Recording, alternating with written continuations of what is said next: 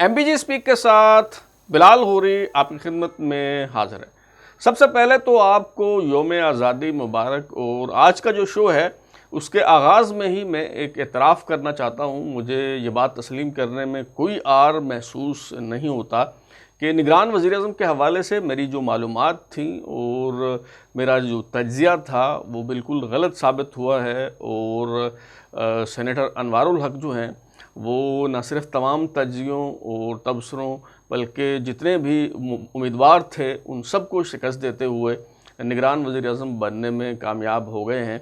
और मैं ये समझता हूँ कि जहाँ हम इस बात का क्रेडिट लेते हैं कि जी फ़लाँ ख़बर मैंने दी थी या फ़लाँ मैंने तज्ज़िया किया था और मेरी ख़बर ठीक साबित हुई है या मेरा तज्ज़िया जो है वो दुरुस्त साबित हुआ है, वहाँ ये बात भी खुले दिल के साथ इसका एतराफ़ करना चाहिए कि जी फ़लाँ ख़बर जो है वो मेरी गलत साबित हो गई है, या जो फ़लाँ मेरा तज्ज़िया है या फ़लाँ जो मेरा तबसरा है वो जो है वो दुरुस्त साबित नहीं हुआ। क्योंकि सहाफ़ी जो हैं वो कोई नजूमी नहीं होते, उनके पास पार्शियल इन्फॉर्मेशन होती है और फिर डाट्स को डाट्स से मिलाकर वो कोई नतीजा अख़ज़ करने की कोशिश करते हैं और फिर अपने सुनने वालों को, देखने वालों को या पढ़ने वालों को जो है वो अपडेट करते हैं। और फिर पाकिस्तान जैसा मुल्क जहाँ पे कोई रूल्स ऑफ गेम्स ही नहीं है, जहाँ पे कभी भी कुछ भी हो सकता है और कोई भी फ़ैसला जो है वो किसी वक्त तब्दील हो सकता है, वहाँ पे कोई भी बात पूरे वसूख से कहना जो है वो बहुत मुश्किल हो जाता है। तो ये मैं बिल्कुल तस्लीम करता हूँ कि मेरी जो मालूमात हैं और वो गलत साबित हुई है। लेकिन मैंने किस बुनियाद पे ये कहा था कि जलील अब्बास जिलानी जो हैं वो केयर टेकर प्राइम मिनिस्टर होंगे और उस हवाले से फ़ैसला जो है वो किया जा चुका है, ये भी आज मैं आपको बताऊँगा। और दूसरी बात ये है कि अनवारुल हक साहब जो हैं, अनवारुल हक काकड़ जो निगरान वज़ीर-ए-आज़म बन गए हैं, तो वो अचानक से कैसे ये फ़ैसला हुआ और ये जो रोदाद है वो किसी सनसनीखेज़ फ़िल्म की कहानी से जो है वो मुख्तलिफ नहीं है। ये तफ़सील भी आज मैं आपके सामने रखूँगा और इस हवाले से भी आज के शो में गुफ्तगू करेंगे कि ये जो निगरान वज़ीर-ए-आज़म आए हैं ये कितने अरसे के लिए आए हैं, क्या मंसूबे हैं और क्या खिचड़ी जो है वो पक रही है। आज के शो में इस हवाले से हम गुफ्तगू करेंगे। तो निगरान वज़ीर-ए-आज़म के हवाले से मुख्तलिफ नाम ज़ेर गर्दिश थे और आप सब जानते हैं कि इसहाक डार साहब का नाम लिया जा रहा था, शाहिद खाकान अब्बासी साहब का नाम आया, मिफ्ताह इस्माइल साहब का नाम आया, वज़ीर-ए-आज़म नवाज़ शरीफ के साबिक़ प्रिंसिपल सेक्रेटरी फवाद हसन फवाद साहब का नाम जो है वो लिया जा रहा था, साबिक़ आर्मी चीफ़ जनरल राहील शरीफ जो है वो भी उम्मीदवार थे निगरान वज़ीर-ए-आज़म के लिए। फिर अचानक जो है जिलानी फैमिली के जो दो अफराद हैं यानी साबिक़ chief justice retired Tassaduq Jilani और साबिक़ सेक्रेटरी ख़ारजा जलील अब्बास जिलानी जो हैं वो उनके नाम सामने आ गए। फिर एमक्यू अपने गवर्नर सिंध कामरान टेसूरी का नाम सामने रख दिया, साबिक़ गवर्नर मखदूम अहमद महमूद का नाम लिया गया, अब्दुल हफीज़ शेख जो हैं वो फेवरेट समझे जा रहे थे कुछ वक्त के लिए। फिर सादिक सुंजानी साहब का नाम आया, जाम कमाल साहब का नाम आया। लेकिन हतमी तौर पर जो अनवारुल हक काकड़ साहब हैं वो निगरान वज़ीर-ए-आज़म बनने में जो है वो कामयाब हुए। दरअसल जो बुनियादी इख्तलाफ था वो ये था कि सियासी जमातों की ये ख्वाहिश थी, मैंने जैसे पहले भी आपको बताया, सियासी जमातें ये चाहती थी कि किसी सियासी शख्सियत को ही निगरान वज़ीर-ए-आज़म बनाया जाए जिस पे सबका एतमाद हो। क्योंकि सियासी जमातों को भी ये ख़दशा था और है, खा वो एक हुकूमती जमातें हों या अपोजिशन में शामिल जमातें हों, सबको ये ख़दशा था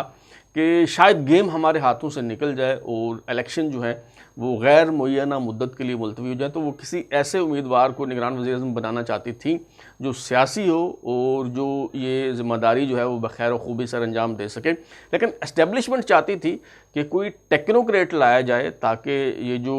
मईशत को ठीक करने के हवाले से इक़दामात किए गए हैं इसका तसलसल जो है वो जारी रहे। और इस हवाले से मियाँ नवाज़ शरीफ साहब ने जो एक कार्ड खेला वो ये चाहते थे कि जी वज़ीर ख़ज़ाना इसहाक डार साहब को निगरान वज़ीर-ए-आज़म बनाया जाए ताकि मईशत में मुस्तक़बिल में जो बेहतरी होने जा रही है उनके ख़्याल में और जो इन्वेस्टमेंट आने जा रही है उसके जो समरात हैं वो जब आवाम को मुंतकिल हों तो इसका क्रेडिट मुस्लिम लीग नून ले और इस बुनियाद पर जो है वो इलेक्शन में जाएँ। लेकिन उनकी ये जो तजवीज़ है ये मुस्तरद कर दी गई। और फिर इसमें कुछ नाम जो हैं वो कतन रेस में थे ही नहीं, वैसे ही ज़ेब दास्तान के लिए जो है वो शामिल कर लिए कि मिसाल के तौर पे शाहिद खाकान अब्बासी साहब हैं, मिफ्ताह इस्माइल साहब हैं या फवाद हसन फवाद साहब हैं یا اسی طرح سابق army chief general Raheel Sharif صاحب ہیں، وہ قطعاً جو ہے وہ اس دوڑ میں جو ہے وہ شامل نہیں تھے۔ اسی طرح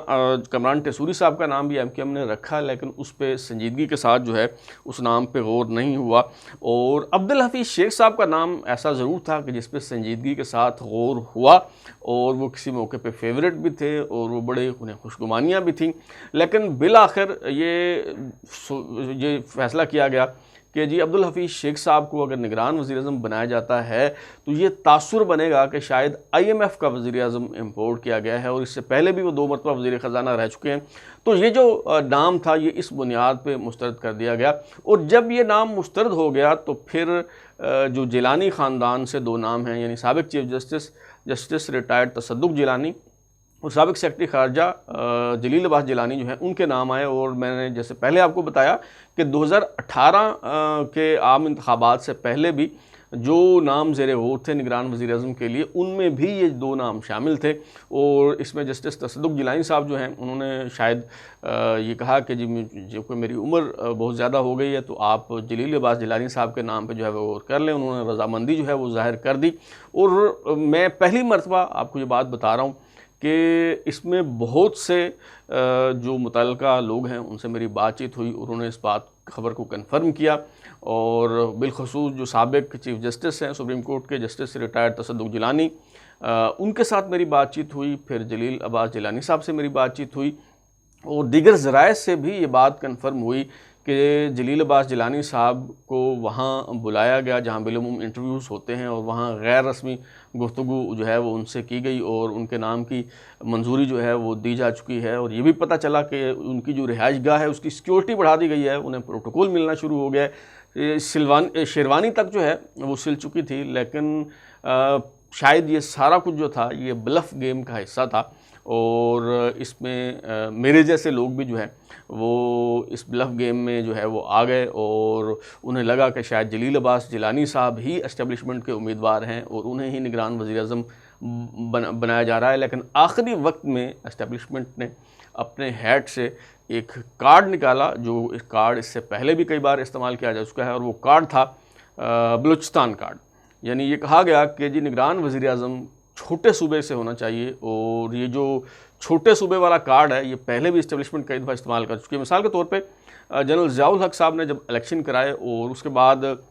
وزیر اعظم ڈھونڈنے کا مرحلہ درپیش ہوا، تو اس وقت بھی یہ کہا گیا کہ جی وزیر اعظم جو ہے وہ چھوٹے صوبے سے ہونا چاہیے، اور اسی بنیاد پہ محمد خان جنیجو کو جو ہے وہ وزیر اعظم بنایا گیا۔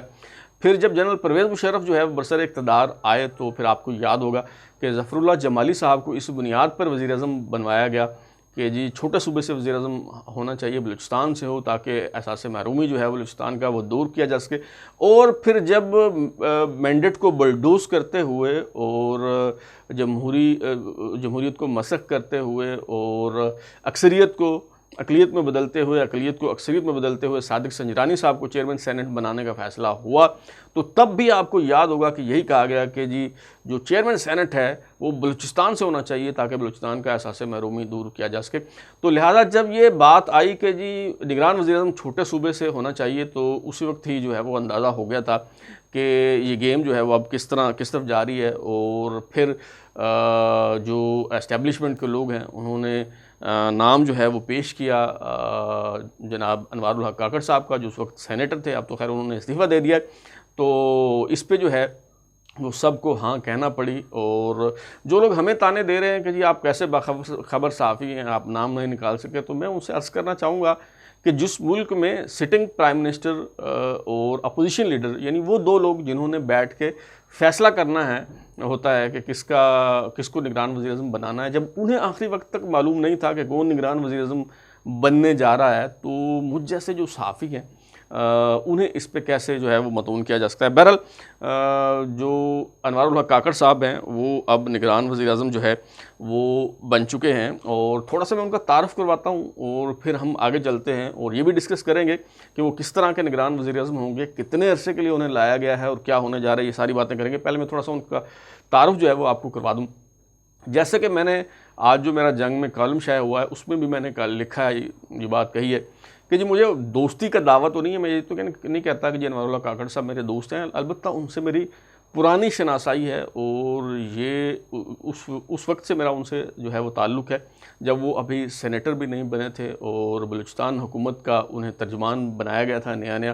تو اس وقت سے ان سے اٹھنا بیٹھنا ہے، ان کی شخصیت کو تھوڑا بہت جو ہے وہ میں سمجھتا ہوں۔ تو انوار الحق کاکڑ صاحب جو ہیں وہ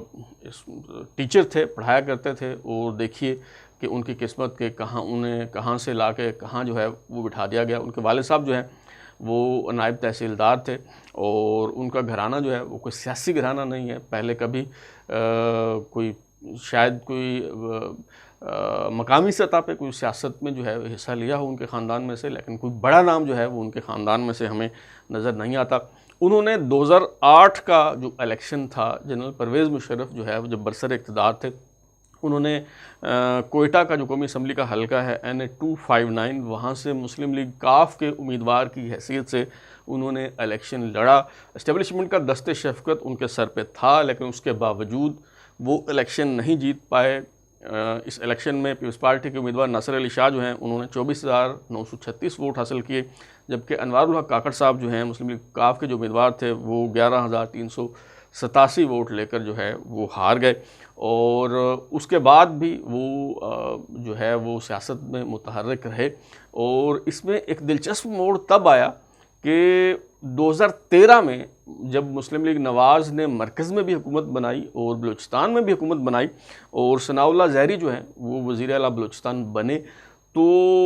انوار الحق کاکڑ صاحب جو ہیں انہیں بلوچستان حکومت کا ترجمان بنا دیا گیا، اور جو وزیر اعلیٰ بلوچستان تھے ان سے جب بات ہوتی تھی اور حوالہ دیا جاتا تھا، انہیں کہا جاتا تھا کہ جی آپ کے ترجمان ہیں، تو وہ لا تعلقی کا اظہار کرتے ہوئے کہتے تھے کہ بھائی یہ تو ان کے ترجمان ہیں جنہوں نے انہیں ترجمان جو ہے وہ لگوایا ہے۔ تو انہوں نے ہی انوار الحق کاکڑ صاحب کو جو ہے وہ وزیر اعظم بنوایا ہے، اور بلوچستان حکومت کے یہ ترجمان رہے۔ اس کے بعد 2018 میں جب عدم اعتماد کا مرحلہ آیا ثناء اللہ زہری کے خلاف، تو اس میں انہوں نے لیڈنگ رول پلے کیا، پیش رہے، اور پھر عبدالقدوس بن زنجو صاحب جو ہیں وہ وزیر اعلیٰ بلوچستان بن گئے۔ اس کے بعد جو ہے وہ باپ پارٹی جو ہے بلوچستان عوامی پارٹی وہ تخلیق ہوئی، تو یہ بھی ان کا برین چائلڈ تھا، اور اس میں بھی انہوں نے لیڈنگ رول جو ہے وہ پلے کیا، اور پھر یہ سینیٹر بن گئے۔ اور اس بات کا امکان بھی موجود تھا کہ شاید چیئرمین سینٹ کے کینڈیڈیٹ کے طور پہ انہیں لایا جائے، لیکن باوجود انہیں جو ہے وہ چیئرمین سینٹ کے کینڈیڈیٹ کے طور پہ جو ہے وہ نہیں لایا گیا۔ تو جو کمانڈر صدرن کمانڈ ہیں، اگر میں بات کروں کہ جب انوار الحق کاکڑ صاحب نے سیاست کرنا شروع کی، اس وقت جو ہے لیفٹیننٹ جنرل خالد شمیم وائیں کمانڈر صدرن کمانڈ تھے، کوئٹہ کے کور کمانڈر تھے، جو بعد میں chairman joint chief of staff committee بنے۔ تو اس کے بعد سے جو صدرن کمانڈ کے کمانڈر ہیں وہ بدلتے رہے، آتے رہے، جاتے رہے، لیکن انوار الحق کاکڑ صاحب کی جو پوزیشن ہے وہ برقرار رہی، اور اس میں کسی قسم کی کوئی تبدیلی جو ہے وہ نہیں آئی۔ مثلا لیفٹیننٹ جنرل خالد شمیم وائیں کے بعد لیفٹیننٹ جنرل ناصر جنجوعہ صاحب آئے، لیفٹیننٹ جنرل عامر ریاض جو ہے وہ کور کمانڈر کوئٹہ بنے، پھر لیفٹیننٹ جنرل عاصم سلیم باجوہ پاپا جان پیزا کے حوالے سے آپ انہیں جانتے ہیں، وہ کور کمانڈر کوئٹہ بنے، لیفٹیننٹ جنرل سرفراز علی جو شہید ہو گیا ہیلی کاپٹر حادثہ میں، اور اب جو ہے سابق DGI اسپیار جو لیفٹیننٹ جنرل آصف غفور ہیں وہ کوئٹہ کے کور کمانڈر ہیں۔ لیکن اس دوران انوار الحق کاکڑ کی جو پوزیشن ہے وہ برقرار رہی، وہ پروجیکٹ عمران کا بھی حصہ رہے اور اس میں متحرک اور فعال کردار ادا کیا، لیکن جو ہی پروجیکٹ عمران کو سمیٹنے کا فیصلہ ہوا تو انہوں نے جو ہے وہ اپنی سائٹ جو ہے وہ بدل لی، کیونکہ ان کی جو وفاداریاں ہیں وہ کمپنی کے ساتھ ہیں، کمپنی جس طرف کھڑی ہوگی وہ اسی طرف جو ہے وہ کھڑے ہوں گے۔ تو میرے خیال میں جو انوار الحق کاکڑ صاحب کا نگران وزیر اعظم بننا ہے، دراصل یہ کاکڑ فارمولہ 2 ہے، اور گیم جو ہے وہ سیاسی جماعتوں کے ہاتھ سے نکل گئی ہے، اور میاں نواز شریف صاحب کے ساتھ جو ہے وہ ہاتھ ہو گیا ہے۔ اور اس سے پہلے کہ میں کاکڑ فارمولہ 2 کی وضاحت جو ہے وہ کروں، کاکڑ فارمولہ 1 کے بارے میں مختصر جو ہے وہ آپ کو بتاتا چلوں۔ آپ کو یاد ہوگا کہ میاں نواز شریف صاحب جو ہیں وہ جب پہلی بار وزیر اعظم تھے، اور انہوں نے اس وقت کے صدر غلام اسحاق خان کے خلاف بغاوت کر دی، اور 18 اپریل 1993 کو انہوں نے وہ اپنی شورۂ آفاق تقریر کی پی ٹی وی پر، قوم سے خطاب میں انہوں نے کہا کہ میں ڈکٹیشن نہیں لوں گا۔ اس پہ صدر غلام اسحاق خان نے 58(2)B کی تلوار جو ہے وہ چلائی اور قومی اسمبلی کو تحلیل کر دیا. میاں نواز شریف صاحب کو گھر بھیج دیا گیا. میر بلخ شیر مزاری جو ہے وہ نگران وزیر اعظم بن گئے. اگرچہ وہ 90 دن کے لیے نگران وزیر اعظم بنے تھے، لیکن 39 دن بعد ہی انہیں گھر جانا پڑا، کیونکہ 26 مئی 1993 کو سپریم کورٹ نے میاں نواز شریف کی حکومت بحال کر دی. اچھا، اب اس پہ ہونا تو یہ چاہیے تھا کہ جب میاں نواز شریف صاحب کی حکومت جو ہے وہ بحال کر دی اور صدر غلام اسحاق خان کا جو فیصلہ تھا وہ غلط قرار پایا اور ان کے خلاف جو ہے فیصلہ آ گیا، تو صدر غلام اسحاق خان کو اخلاقاً مستعفی ہو جانا چاہیے تھا. لیکن نہ صرف یہ کہ وہ ڈٹ گئے، بلکہ اسٹیبلشمنٹ کی سرپرستی سے اس وقت کے army chief general Abdul Waheed Kakar جو ہیں، ان کی آشیرواد اور ان کے تعاون سے انہوں نے منتخب جو جمہوری حکومت تھی اس کی راہ میں روڑے اٹکانا شروع کر دیے اور میاں نواز شریف کی حکومت کو جو ہے وہ چلنے نہیں دیا. اور الٹیمیٹلی جنرل عبدالوحید کاکڑ جو ہیں وہ ثالث بنے اور انہوں نے کہا جی آپ دونوں گھر چلے جائیں. تو اس لیے کہا جاتا ہے کہ جی وہ واحد آرمی چیف ہیں جنہوں نے ایک گیند سے 2 وکٹیں جو ہیں وہ گرائیں، اور اسے کاکڑ فارمولہ جو ہے وہ کہا جاتا ہے. جب صدر غلام اسحاق خان اور میاں نواز شریف جو ہیں ان کے مستعفی ہونے کا فیصلہ ہو گیا، تو اب نگران وزیر اعظم ڈھونڈنے کا مرحلہ جو ہے وہ درپیش آیا. اچھا، دلچسپ بات یہ ہے کہ ابھی 8-10 نام سامنے آئے ہیں، اور اس بار لوگ جو ہے وہ تنگ آ گئے اور ان کا خیال تھا کہ شاید بہت زیادہ نام جو ہیں وہ زیر بحث آ گئے ہیں. لیکن 1993 میں جب نگران وزیر اعظم ڈھونڈا جا رہا تھا تو 80 افراد پر مشتمل فہرست تھی جن پر فردن غور کیا گیا کہ جی اس میں سے کس کو نگران وزیر اعظم بنایا جائے. ایک ایک کر کے سارے نام جو ہے وہ مسترد ہوتے چلے گئے، اور آخر میں 2 ٹیکنوکریٹس کے نام جو ہے وہ باقی رہ گئے، AGN قاضی اور محبوب الحق. اچھا، اب میڈیا کا یہ خیال تھا کہ یہ جو 2 ٹیکنوکریٹ ہیں یہ اسٹیبلشمنٹ کے بندے ہیں اور انہی میں سے ہی کسی کو نگران وزیر اعظم بنایا گیا. لیکن ایک جس طرح ابھی بلف گیم کھیلی گئی ہے، اس وقت بھی یہی بلف گیم جو ہے وہ کھیلی گئی اور میڈیا کو بھنک نہ پڑنے دی گئی کہ اصل میں کیا فیصلہ جو ہے وہ ہونے جا رہا ہے. اس وقت کے یہ جو دونوں نام تھے AGN قاضی اور محبوب الحق، اس پہ بینظیر بھٹو صاحبہ کو اعتراض تھا، کچھ اور لوگوں کے بھی تحفظات تھے. تو اس وقت army chief general Abdul Waheed Kakar نے DGISI لیفٹیننٹ جنرل جاوید اشرف قاضی کو یہ ٹاسک دیا. یہ وہی جاوید اشرف قاضی ہیں جو جنرل پرویز مشرف کے دور میں ریلوے کے وزیر جو ہے وہ بنے. تو DGISI لیفٹیننٹ جنرل جاوید اشرف قاضی کو یہ ٹاسک دیا گیا کہ جی اب آپ نگران وزیر اعظم جو ہے وہ ڈھونڈ کے لائیں. تو انہوں نے اچانک اپنے ہیڈ سے اسی طرح معین قریشی کا نام جو ہے وہ نکالا، جس طرح ابھی انوار الحق کا نام جو ہے وہ پیش کیا گیا ہے، انوار الحق کاکڑ کا. تو اسی طرح معین قریشی کا نام انہوں نے نکال کے سامنے رکھ دیا اور سب کو اس پہ اتفاق کرنا پڑا. جو IMF کے یا غالباً ورلڈ بینک کے سابق وائس پریزیڈنٹ تھے Moin Qureshi, American green card holder تھے اور وہ اس وقت سنگاپور میں تھے اور کینسر جیسا جو موذی مرض ہے وہ اس سے لڑ رہے تھے. تو حیرت انگیز بات یہ ہوئی کہ جب ان سے رابطہ کیا گیا نگران وزیر اعظم بنانے کی، انہیں پیشکش کی گئی، تو انہوں نے یہ پیشکش مسترد کر دی اور نگران وزیر اعظم بننے سے معذرت کر لی.